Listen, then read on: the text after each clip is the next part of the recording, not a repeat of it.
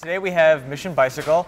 To my left is Zach Rosen, the founder, and to my right is Jefferson McCarley, the general manager of the store. It's up on Valencia Street in the Mission District. So I'm a little bit biased. I actually do own a Mission Bicycle, just as a disclaimer. It's sitting right over there. And it's just been an awesome experience. I built it myself, or not really just by myself with a little bit of assistance, but chose every piece of it. It was such a awesome experience that I decided that I wanted to share it kind of with Googlers. And also I think we kind of care a lot about, urban transportation. We obviously care about bikes. We have thousands of them littered all over our campus. So I thought these guys would be a great kind of pair to come here and talk about a number of things, because Zach actually is also in the software business. So I think, if I look at what we're going to be talking about today, it'll span a pretty wide gamut. It'll go from urban environments, the history of the bicycle technology, to even perhaps agile software development and other geeky topics. So, and also we want to make this interactive as possible. If you have a question, we're going to have question and answers at the end. But if you have a question that's burning, right, kind of given what Jefferson just says, like jump in, raise your hand, I'll call on you, and we can make this as engaging as you want. So to kick it off, Jefferson, I want to ask you, what makes a Mission Bicycle unique? Okay, so I'd like to introduce this guy right here. This is a Mission Bicycle. This is sort of what we call the Valencia. This is our first frame design right here. There's a lot of things that make this unique. Specifically, let's start with the frame. So the Valencia is a frame design that we commissioned. Local San Francisco frame builder, Iman Ng, a brilliant guy, worked with us to develop this design. It's a track geometry. So if you think of a velodrome, like the race course, a big oval race course for bicycles, that's the birthplace of this frame design. Around 1999, 2000, it's hotly debated. Someone discovered that if you take a track bike out of the velodrome and you put it in the city, it makes a really amazing urban bike. It's fast, it corners so smoothly, it's really light. So this guy is 19 pounds, one finger. I have a strong finger. It's super easy to take care of. It's virtually maintenance-free. And it's elegant. It's simple. It's clean. It's beautiful. So Zach and Matt saw that there were these weird bikes appearing on the scene, but you couldn't actually buy one in a store. You had to kind of have the know-how to find a track frame, to put them together yourself. And that's sort of the birthplace of this bike. Let me talk a little bit more specifically about the bike. The tubing is 4130 chromoly steel. It's it's got a high strength to weight ratio, so think aircraft tubing. It's not a straight gauge tube, so the tube in the middle is thinner than it is at the ends. That's so that we've got the strength at the welds where we need it, but we don't have all the extra weight of all this extra metal in the middle. Makes it a lot lighter. The steel is very forgiving. A lot of people think, oh, wait, aluminum is a much lighter metal. Why don't you use aluminum? Well, aluminum is a lighter metal, but it's a much softer metal. So you have to use a lot more of it to give it the strength that you have with steel. That's why you see the tubes are big and fat on aluminum bikes. Aluminum is also a very rigid material, so this is very forgiving and very comfortable on the road. The customer gets to pick every component on the bike. We start at $750 with sort of base components. They're all good quality, and then we move up from there. Usually have 2 levels of quality above good to choose from. You get to choose your handlebar style, your saddle, the wheel colors. As you can see, we actually build each wheel by hand. Dan is over there lacing spokes into a wheel right now. Every bike is built completely by hand. James is building a bike right here. They're built on Valencia in San Francisco, part by part. So let me move forward from the single speed, our original bike, to the Sutro. So this is a single speed right here. That's one of the reasons why it's so light. And people are often shocked and surprised that there are so many single speed bikes in San Francisco. We have a lot of tourists that come into the shop. We're sort of a tourist destination for bike geeks all over the world. And they're like, how is it that San Francisco can be known as the hilliest city in the world and also the single-speed capital of the world? And Google Maps is part of the answer. We actually look at the terrain, and we are thoughtful about how we plan our routes. We don't go straight up one hill and down the other side. We're very smart about getting around. So the way this is geared is actually quite easy to get up a nice incline. Now, any Russian hill is going to be tough on any bike. But on a single speed, it's actually not too hard to get from point A to point B in the city. We do have a lot of customers, though, that do live at the top of Russian Hill or at the top of a hill, or a hill is a part of their commute, and they need gears. So we try to be as accommodating as possible. We always have been. Try to build a truly custom bike for each customer. So we started putting internally geared hubs on our frames. Internally geared hubs are amazing. They give you the versatility of a full range of gears that you would find on any road bike or hybrid that was 21, 27, 29 speeds. But it's all done inside the hub. So instead of having an external derailleur, sprockets, chainring, front derailleur, back derailleur, 2 shifters, 2 cables, like this whole mess of mechanics that is easily goes out of alignment, goes out of adjustment, needs a lot. I'm seeing some smiles. Needs a lot of maintenance. We have this solution that is virtually maintenance-free. The thing that we didn't, there's just one thing we don't like about the internally geared hub, and that's that it made our beautiful bikes a little bit more cluttered looking.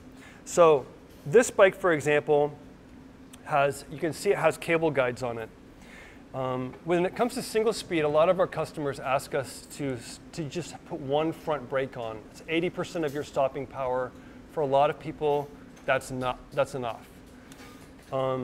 Of course, 100% is safer than 80%, but some people like the fact that it makes your bike a little bit lighter.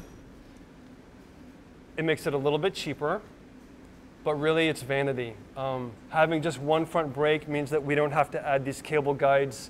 There's no cable that runs back here. It's just a cleaner look. So what we found is that when people want 8 speeds, they also want a rear brake, generally. So now we have 2 cable guides, one for the shifter that goes down here, and now we have added this one and this one. And our beautiful bikes are still beautiful, but they're not quite as elegant and clean as they once were. So for the last year, we've been working on a new design that solves that problem. And let me show you what that is. Super cool. It's called the Sutro. And we named it the Sutro because you can climb up to Sutro Tower on this bike. So this is a fully geared bike, but look how elegant. Can I get an ooh and or ah? It's so pretty. This is Jefferson's boyfriend's bike. It is. It is. Yeah. He let me borrow it for you guys. Yeah, it's much. It's interesting to compare them right next to each other. So you see no cable guides, not even for the rear brake. This has got a rear brake on it. It has gears. It's a fully geared bike, but incredibly simple and beautiful. Okay, so I'll show you this side so you can see how it works. Cable's running right through the frame. Now, going back to the geometry, track geometry, one of the things that we like about it is how it feels. It puts us in a nice upright riding position without being like Dutch bike style. I've seen a lot of Google bikes on this campus, and they don't look like the most efficient bikes necessarily. So there is sort of a rule, like the lower down you are, usually you've got drop handlebars, you're aerodynamic. It's a very efficient use of your leg muscles. On the other end of the scale, think Amsterdam. Very short distances, very slow, but very comfortable. So we're looking for that sweet spot between comfort and efficiency, and track geometry gives us that.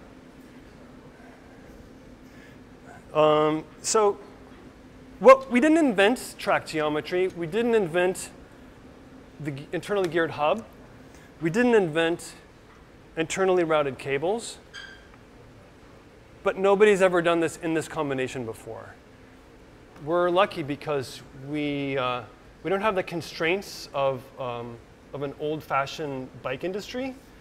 We get to think, we get to start from scratch, and we get to think, well, we ride in the city. What kind of bike would we like to ride?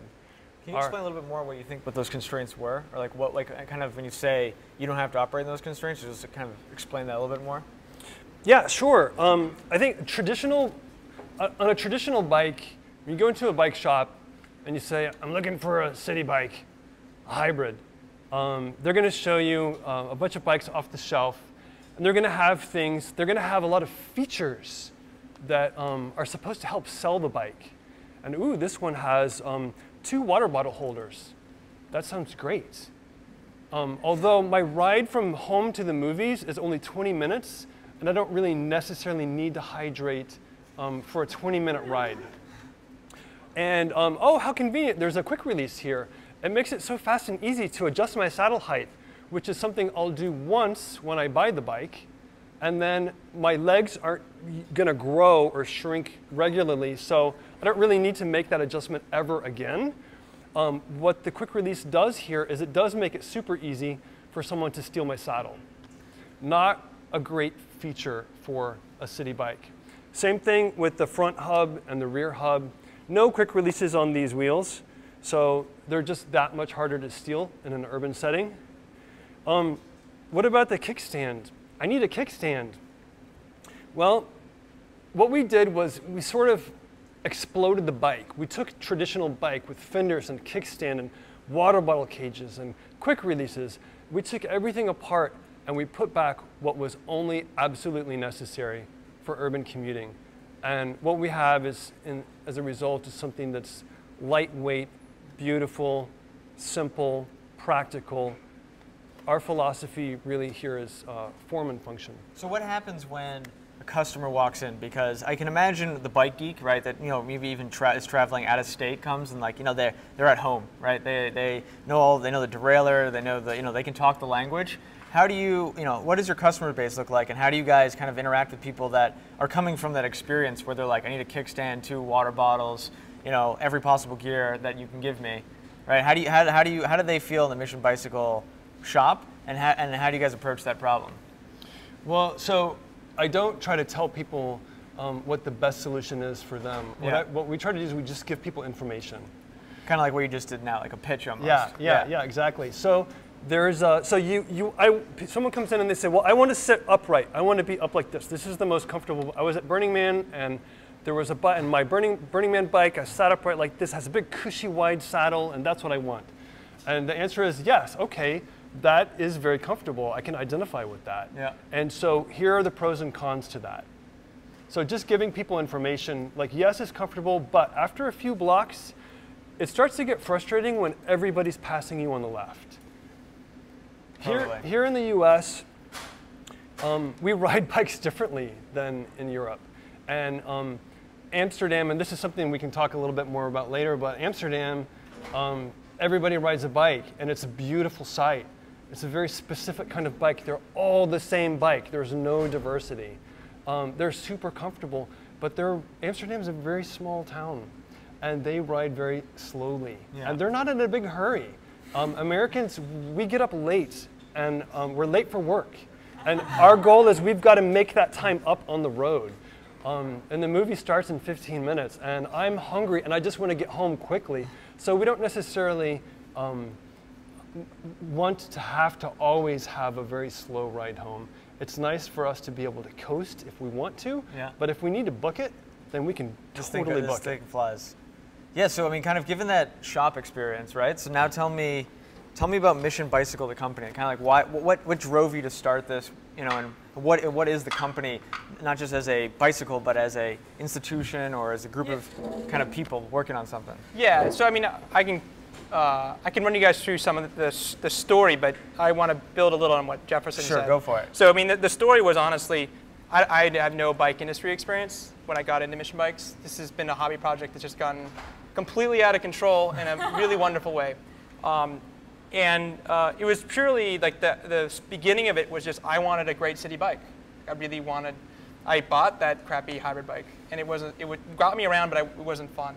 And I ended up, having a friend help me design a bike and buy essentially a track bike. And I went from biking being this thing I did to get around the city because it was better than the bus system to falling in love with biking. It was a really amazing experience because it, like, in a literal way, changed my life. Like the way I got around the city became really enjoyable, and it made me a happier person, and my quality of life went up a notch. It was just, this conversation I had with my friend and business partner, Matt Cheney, was basically, why are no bike stores selling awesome city bikes? Like, why do I have to go on Craigslist and get one from some guy or like build one myself? This is crazy. There was no good answer. It was the answer was the industry just wasn't building great city bikes. There was no one had put together the bikes or designed it with the constraints that we had in mind. They were designing with different constraints. Like a hybrid bike is built for trail riding on the weekends. It actually isn't built for the city. So we started from scratch, and we've been iterating on this. And I was talking to Kayvon about this the other day. One thing that kind of blows my mind is the bike is about 100+ years old as a product. As a technology. As a technology, and it's a really simple technology. Like there's, how many parts on a bike? 20? 25? It's not many parts. And we're literally building one. We're literally building one right now. Of this talk, right? So it's not like it takes right. So we're years. 20-some parts, 100 years of evolution, many generations of bike designs, and we're still making it better, which is awesome. And the specific constraints we had in mind were just our experience being. How many people here ride bikes in San Francisco? Cool. So how many ride bikes in general? Right, there we go. So and our bike is definitely not designed for everyone in every use case. That's part of the point. We designed it for what we had in mind is an amazing city bike riding experience. So no maintenance. Like you can't get up in the morning and be like, oh, my bike's broken, this sucks. You have to be able to get on it every day, ride it hard for an hour every day, and rely that it'll always work and not have to futz with it. That was the first big constraint. And the old road bike or a bike with the derailleur on it, that you can't really generally do that. They're finicky. The second constraint was it needed to be really comfortable for city riding, which is the geometry and everything. And the third, and another constraint was we thought it needed to be 20 or 25 pounds. That was a sweet spot because it turns out that bike theft is a real problem. That's why people don't leave their bikes outside like they do in Amsterdam, because it'll get stolen. So people bring their bike inside their house, they put it on a landing, they put it in their office place. And so part of our design constraint is how do you make a bike really easy to throw over your shoulder and go up a flight of stairs, which I don't think many people in the bike industry think about. Like they don't have that in mind. So that's where we ended up with this kind of, it's been an evolutionary process designing the bike, but that's been the ethos. And just like you design software with design constraints in mind, or you design an application to be experienced with design constraints in mind, we're doing the same thing on a bicycle. And that's been our take. Yeah. So how was your background? I mean, when you kind of had that increase in quality of life, right? I mean, you were basically in the software world. Yeah. So how did you?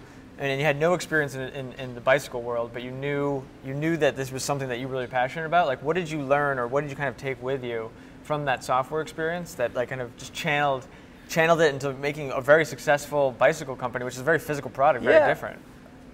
It's definitely a different experience walking into Mission Bikes than it is walking into a tech company. Yeah. There's no doubt about it. Although you guys have an interesting blend here, which is awesome.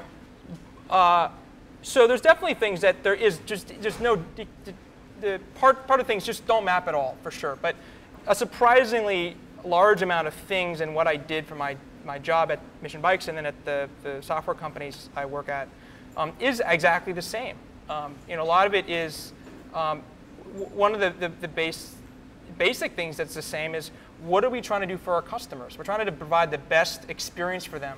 From the moment they go to our website, or the moment they walk into our store, or the moment they design a bike or buy a bike or have a bike and ride it every day, we want that entire experience front to back to be amazing. Same thing you do when you design a phone or you design Gmail or a web app. So that's that's at the center of the company, and that's exactly maps to the software world. And organizationally, I think, and we were geeking out about this, but maybe me, Kayvon, and maybe are the only people who find this really awesome and interesting. But how many people know about just-in-time manufacturing or lean manufacturing? A little bit? Cool. So that's a good percentage. Yeah, that's really high. So there's now I'm going to go into the geek world. This is a series of, essentially, as I understand it, manufacturing process improvements spearheaded or credited to, in large part, to Toyota as a company. And there's a lot of ideas in this. It's really a philosophy about how you do manufacturing very, very well. But one of the principal ideas is you try to, essentially you're trying to reduce as much waste as you can in a manufacturing process. And one of the ways they think about how to do that is, one of the things you will notice about a Toyota factory is there's no inventory. So it turns out American car companies for 50 years were just buying a bunch of parts, sticking them in storage, and then they go grab a part when they needed it and go build a car. And a lot of that inventory would just sit around and rot. If you look at Toyota factories, their ideal is there is no inventory. The truck pulls up to the factory the moment they need that part. The part and instantly goes, turns into a car, drives off the lot. There's no inventory at all. And to build a car factory that delivers millions of cars a year with that level of precision, I mean, that's an art. They've been working on that for literally 60 years, and that's why decades. They are who they are, decades. So one of the big things that's different about our company is we don't carry bike inventory. I mean, we have sometimes the time the bike is built to pick up, but the bicycle actually, when the customer walks in the store, that bike actually is in their mind. They're thinking about that bike. Then they get it into our system, and then we order the parts, and it gets assembled into a bike, and then they ride it out of the shop. So here's the funny, the punchline of the story. What is Agile and Scrum? It's lean manufacturing applied to software engineering. Like almost all of the inspiration and a lot of the theory and thinking in Agile and Scrum came directly from the lean manufacturing world. And so all the things organizationally we're trying to do in software development to make engineering and product design a really efficient process that's more of a kind of an art and a dance is the same exact thing we try to think about in how we're building bikes. So cool. And so with any software company, I feel like the most successful ones have a mission to them, right? So like it's obviously like Google. We organize the world's information to make it universally accessible and useful, right? So what would you describe? I mean, you guys want to be the Toyota of bicycles, or I mean, what is the larger mission that you guys think you're tackling with Mission Bicycle? And I actually would love to get like kind of both your reactions to that, see how much they line up. Because I mean, I feel like you're much more in like the visionary stage, right, or in the role, right, and much more at the higher level. I mean, you're in there every day, seeing the customers come in and engaging with them, right? So I think just kind of like your true perspectives on that question. It's a really good question, and my take on this is, I mean, at the root of it, we're trying to improve people's quality of life living in cities through biking. That's our vehicle to do that. And the experience that we all have who work at the company riding bikes every day, and the experience of our friends who ride bikes every day in the cities is it's a better life than the alternatives. And so it's actually a remarkable, interesting story, but basically biking is almost doubled in most of the major American cities in the last 4 or 5 years. And then no one really, I believe, knows exactly why and how. A lot of the city planners are trying to kind of claim credit for a lot of that. In some cases, you can tie it back to that. But it actually started before all this new investment in bike infrastructure. It's kind of happened as a grassroots thing. But essentially, in cities, like you get to a density, you're not going to build more roads. You can't fit cars or enough cars into cities. And European cities are kind of maybe 20, 30 years ahead of us in how they think about this. But essentially, we're getting into urban planning nerding. It's allowed. We need to have a vision for what we want a city experience to be, and a piece of that vision has to be biking. I think not the entire thing, but a good chunk of it. And we want to be a part of that. We want to. It's not just about making bikes and selling bikes to customers. For us, it's about how we actually drive that forward. So that would be the mission, right? I mean, Yeah. you deliver and you execute on that mission by producing these bicycles. Yeah, exactly. So we, in a very real way, we're building bikes to enable people to have an amazing experience biking in cities. Yeah, our mission is aligned. Yes. But being in the trenches. It was a test. It was a test to make sure. Okay, Yeah. good. Execution and theoretical aligned. So, but talking more from the trenches, like the day-to-day store experience, there is one of my missions as general manager is to make sure that the experience is accessible, that it feels accessible and friendly and warm, and we speak in layman's terms. Because I don't know if anybody's ever had the experience of walking into a bike shop and there's a level of intimidation, there's often a level of attitude that comes from the staff. There are sort of dusty, dirty places that look more like hardware stores than a place that you want to go and spend $1,000 or more. We actually see it. There's like an invisible barrier at the door of our shop, and there's something about crossing into the store that's difficult and intimidating. A lot of us don't know a lot about bikes. We don't know what a headset is. We don't know what the difference between a Kevlar tire is, or we don't know about chromoly tubing. So we feel a little dumb. We feel a little intimidated. And the sometimes attitude that we get from bike store employees just makes that so much worse.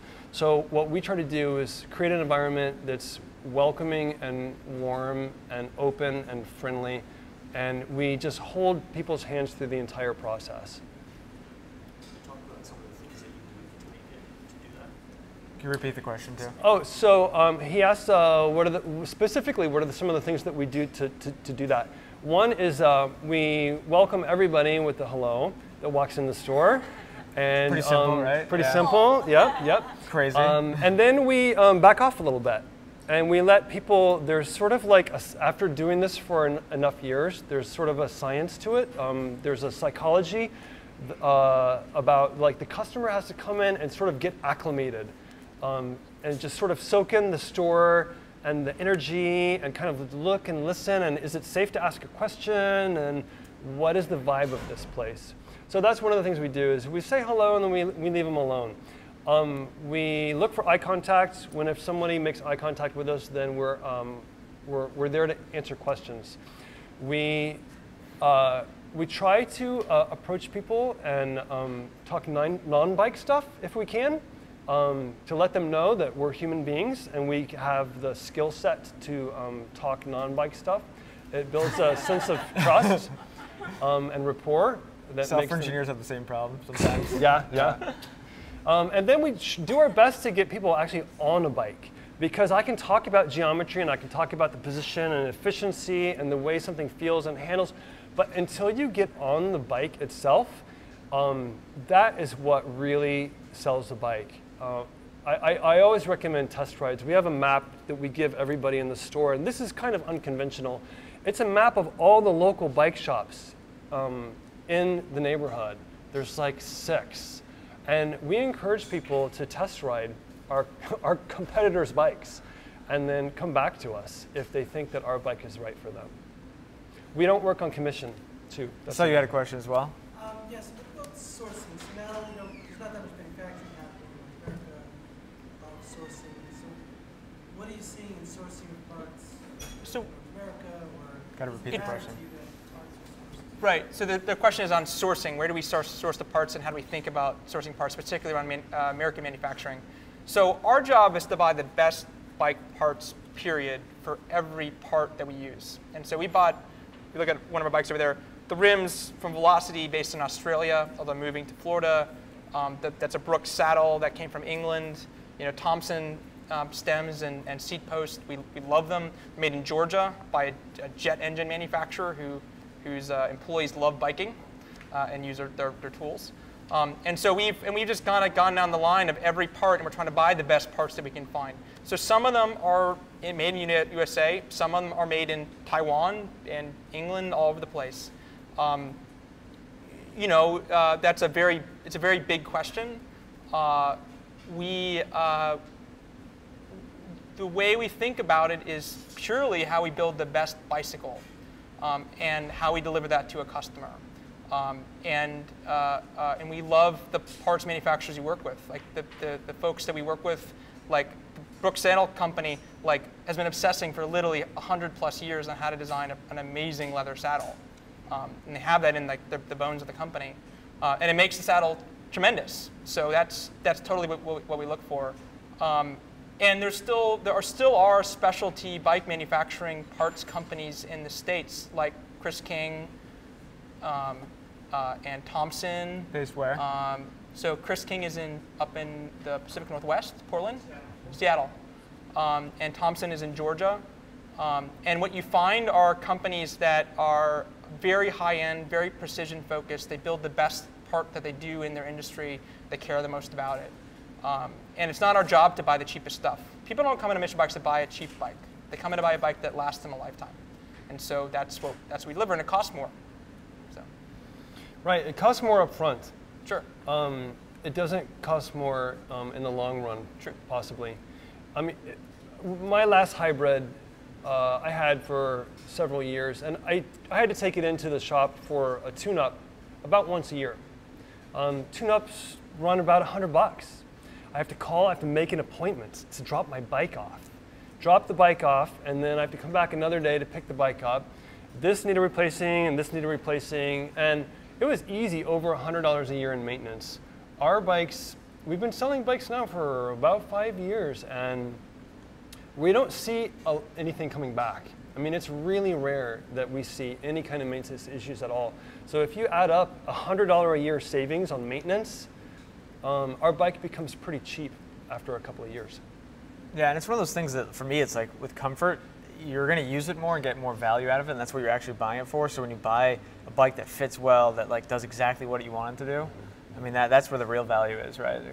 You know, irrespective of price tag, just to a certain extent. Absolutely. What I've seen in this industry a lot, and it's a really sad thing to have to witness, but a lot of people come in and they say, well, I'm thinking about getting into cycling. So what I want to do is not spend a bunch of money because I don't know if I'm going to like it or not. So I'm going to buy a cheap, shitty bike for $400 to see if I like it. And if I like it, then I'll come back and I'll buy a nice bike, which is a guarantee that you won't like it. It's going to make noise. It was probably not assembled correctly. It's going to rattle. It's not comfortable. It's not fun. And you've just wasted $100, $400. Yeah, totally. Our goal is to not sell bikes, but to sell bikes to people that are going to ride them. When someone comes in and says, yeah, you know, I'm probably going to ride this bike a couple times a year on the bike path, then I give them a business card to our competitor. That's probably not our bike. That's the $400 bike. Yeah. What makes us happy is to know that our bikes are on the road every day. So I want to get kind of back to this mission aspect of it, because I think it's interesting, right? Because you guys obviously, when you have a mission, there's the future, right? And we're not in that future yet. So kind of like what is to you like the future of the city, right? And how does a company like Mission Bicycle play in that and push it forward and change it? If that makes any sense. Totally. I mean, so there's definitely a big grand vision behind this. We're actually caught in the practicalities of this. Yes. Right? So the next bike we want to design, this is my take on this. We're still talking about this internally. Some of the biggest unsolved problems in biking in the city is theft and safety. Right? It's things like having to take your lights on and off your bike every time because someone will just grab them, or dealing with rain and weather, or bikes get stolen all the time in the city. And so I would love it for Mission to play a big role in solving these, really solving these types of problems for our customers. And there's some of the more practical things, like that's one of the, if you ask people what are the biggest obstacles to getting into biking in cities, it's literally how you get from your home to your office feeling safe and comfortable, and how to deal with the fact that there are there's crime, and and a lot of the bikes are not designed to make it hard for people to steal things off the bikes. Ours are. We put a lot of effort to make these things really rugged, and so those are things that, and I think that's not something we can do only as a company. That is something that the city has to really invest in, and you're seeing that. Like you're seeing bike path improvements. You're seeing the police taking bike crime a lot more seriously. A lot of that is policy. Yeah. One of the things that I think is really cool about Mission Bicycle is that all we sell are urban bike products. There is no spandex in our shop anywhere. There are no water bottles for long distance rides. We're just completely 100% urban bike commuter. So we have this passion, and everybody on the staff has this passion that you can just feel when you walk into the store for urban bike commuting. It's what we talk about all the time. And it's almost like we make efforts to make the city more bike friendly, and that's something a lot of shops aren't able to do. Yeah, to have I mean, I agree. I mean, when I walk in there, there's that feeling, right? There's that sense of community. Like, when even talking with you guys, it's like everyone has that vision. And it's awesome. Yeah. Is there, I kind of want to open up this question. So perfect. Got a follow-up question to your discussion about practicality. On my commuting bike, I have mudguards, fenders, I have a rack, I have mountain lights, and I kind of need these things, and they kind of spoil the pristine look of the bike, but some clutter I find necessary. How do you balance that? It's a really good question. Jefferson gets this question more than I do. So we generally, our bikes, the folks, when it rains, use detachable fenders, and that's a recommended practice. We have a couple bikes here with racks. They're not huge racks, but they're elegant and they work. And in general, like, what I would love to do is find ways to make these type of accoutrements like really easy to take off when you don't need them. Part of it is to make these things 20 pounds, simple, light, and useful every day. But when you need to go grocery shopping or it's raining outside, it's really easy to deal with that. So we're trying to, the ideal is we can design these things for the best of both worlds. Perfect example. So this is a very beautiful, elegant rear fender made from bamboo by two brothers in Pittsburgh. They tell me that they even travel by bike to get the hardware, which is also made in Pittsburgh.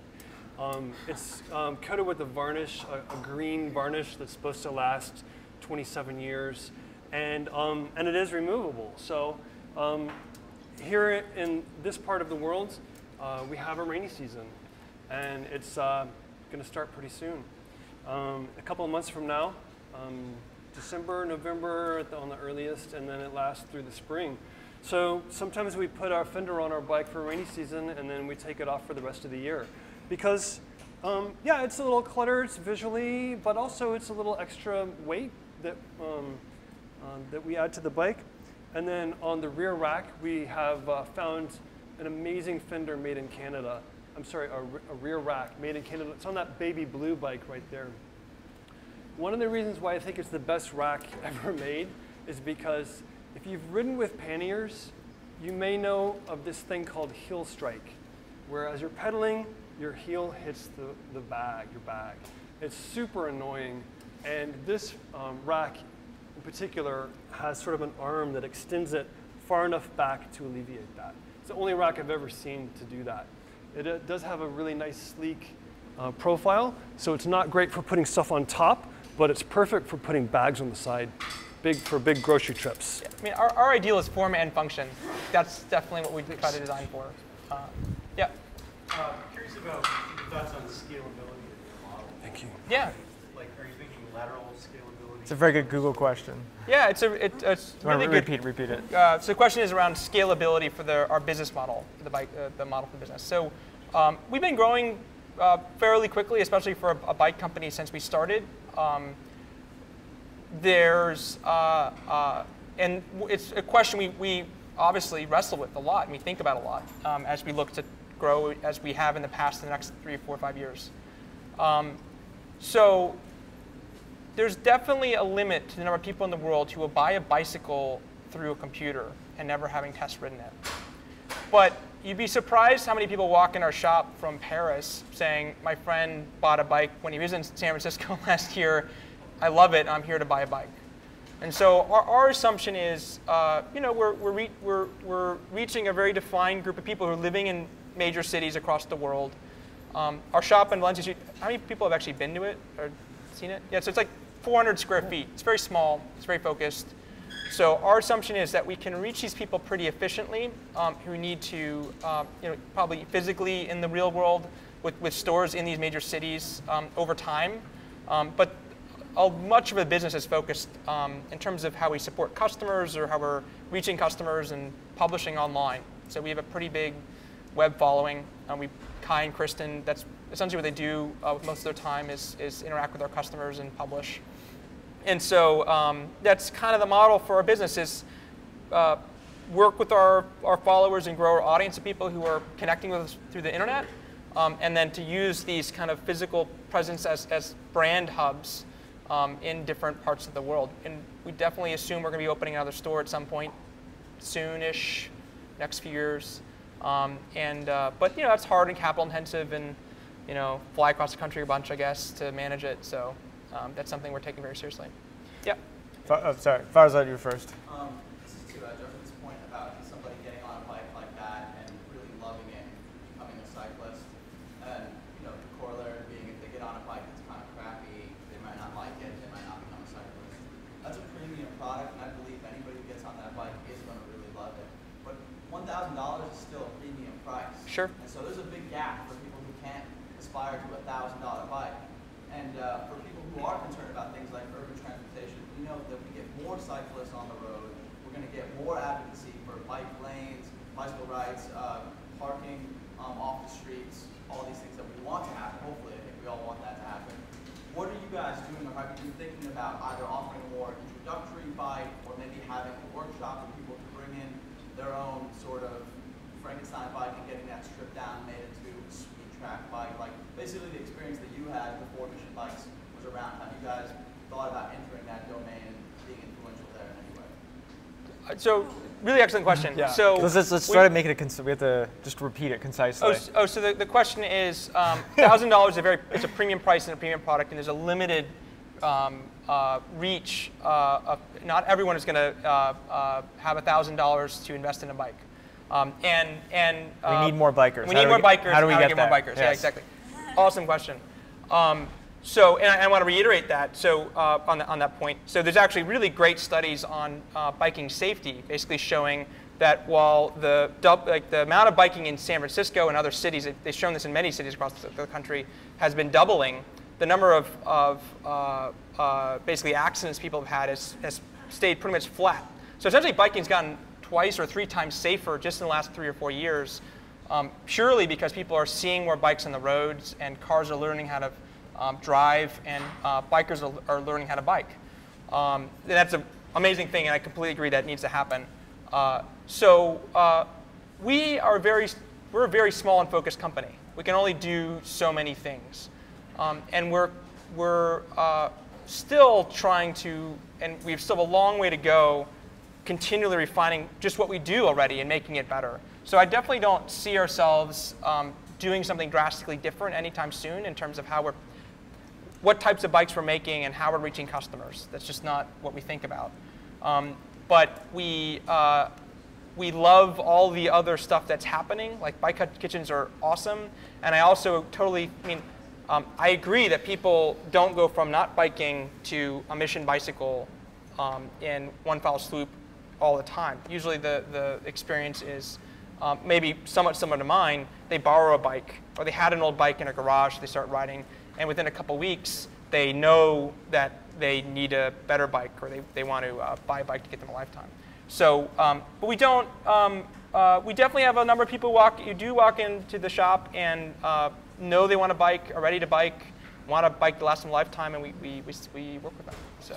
Yeah, so it's a great point, and all of us on staff would rather see people on a bike than not on a bike, whether it's our bike or another cheaper bike.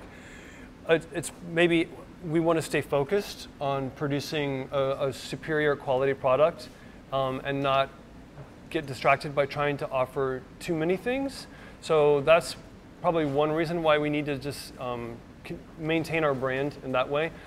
But also, and I hope this doesn't sound too ranty, but when you can buy a bike at Toys R Us or Kmart, an adult bike, we tend to think of bikes as toys. We grew up with bikes, and we don't think that we should pay very much for bikes.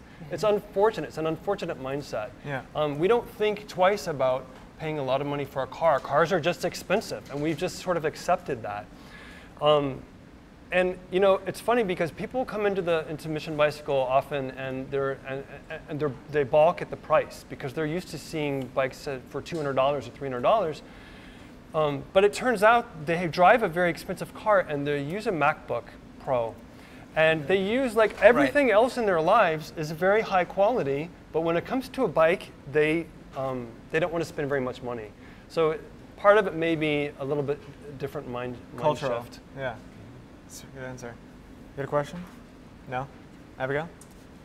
So I was wondering, did you guys raise any funding, or are you self-funded, and are you profitable? That's a good question. Yeah, we've. Repeat the question. So the question is, have we raised money? Are we self-financed? Are we profitable? Yeah, the company is profitable, and it's been growing. We've set a pretty good pace, and we like our rate of growth. Although we're pretty ambitious, so we want this company to be. We really want to be all around the world. In many ways, we're already kind of a global company, but we want to really make that real. We ended up. The business story behind Mission Bikes is we started it in a web development consulting company that I started with a couple business partners called Chapter 3, which is still running. We were literally building bikes in our conference room, and which was interesting. And what we had clients there was really interesting. And we had no idea what we were doing. And we ended up spinning it out as its own independent company in 2009 and opening a store. And to do that, we raised some small financing from friends and family. So just to get the store up and running and get the business going. And since then, through scaling on our profits and some modest reinvestment, it's been growing. But it's not, you know, so the other backstory here we talk much about is Jefferson really is the general manager, operates it day to day with this awesome staff. These guys run the show. I don't run the show. I have a separate job doing tech work at a startup called Pantheon that I work 9 a.m. till whenever. Not 5 p.m.? No. And I come bug these guys on nights and weekends generally, or an email. I'm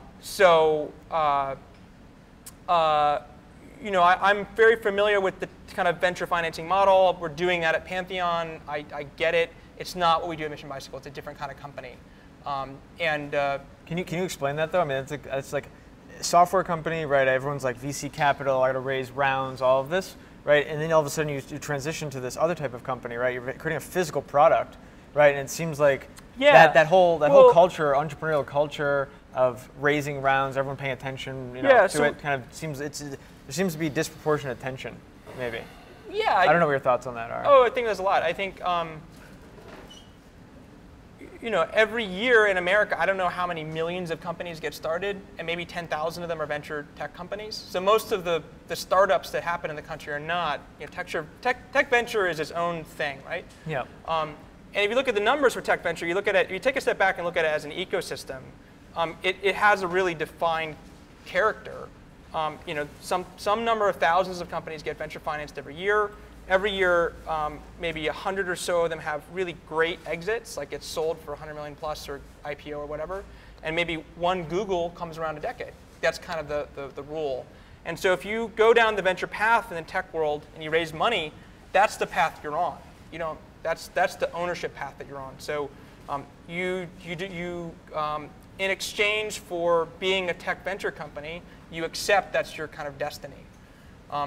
That's not the destiny that I as an owner want to have for Mission Bicycle. We don't want to. We don't see this as a company that needs to get to $1 billion exit in 10 years. That's not the goal. The goal is the mission. The goal is to change bike commuting in the world. And so the path we're on looks much more like any other startup in America, which is the other 900. The other 999,000, whatever companies get started every year. which is, it looks more brick and mortar, it looks more bank loans, it looks more like you're profitable and you grow on profits. On advertising based. And advertising based, and so it's very built brick by brick by brick, and that's definitely what we do at Mission Bikes. And that comes with growing pains. So we are growing pretty quickly, and this is an unconventional model. There's nobody else that we can look to see exactly, well, okay, what did they do and how did they do this? We're starting from scratch, and we're really coming up with a new model. So it means we've learned a lot of hard lessons along the way. Yeah, we're doing something weird. I mean, the bike companies don't not carry bicycle products. Like I went to Interbike a couple years ago, it's basically the big trade show for the bike industry, and I could rant for a while on this, but one of the things that really irked me about Interbike was the way the industry thinks. Is that the bike brands think the bike stores are their customers. They think they're selling bicycles to stores and that the stores sell to customers. So what that means is the people who actually design the bikes don't actually think about the person who's riding the bike. It's disconnected. And it leads, I think, to a very insular thinking about how you design products. I think it leads to a lot of, just the way it operates is just kind of dysfunctional. We're not in that bucket. We both design the bike and people come in our store every day. We interact with customers all the time. And so we can kind of close that gap a lot, and we can have a much deeper relationship with our customers because we're not just a local bike store that has someone else's product. We have our product. And so we take it very, any feedback you give us, we take it very personally. This is our bike. So we're able to design, incorporate design much quicker. And we kind of live and breathe our customers' needs, I think, much more clearly. So, and that's very exciting to me. And I think that the fact that we look weird, the fact that we build bikes on a as-needed basis, and we don't carry inventory, and customers can design every little parts. They can come in our shop and build a bike with us. That's just awesome. That's kind of unexplored territory where we're just kind of making it up, and we're just trying to design an amazing experience for customers. And wherever that leads us, we'll go. And that creates missionaries. So when we are able to produce a really fantastic product and give a really fantastic customer experience, we convert our customers to missionaries who want to help share the message. That's guilty as charged. That's part of our advertising strategy. We spend almost $0 on advertising. Cool. I think what we'll do is we'll wrap it up because there's so much to interact with, and I want to give you guys the opportunity before you got to run off to your next meeting or your next event. But I mean, the bike looks like it's almost done in the duration that we spoke. So you guys are gonna get that kind of experience. And there's, I think, 7 people from Mission Bicycle here. So why don't we just kind of let everyone mingle? There's plenty of bikes, and give them a round of applause.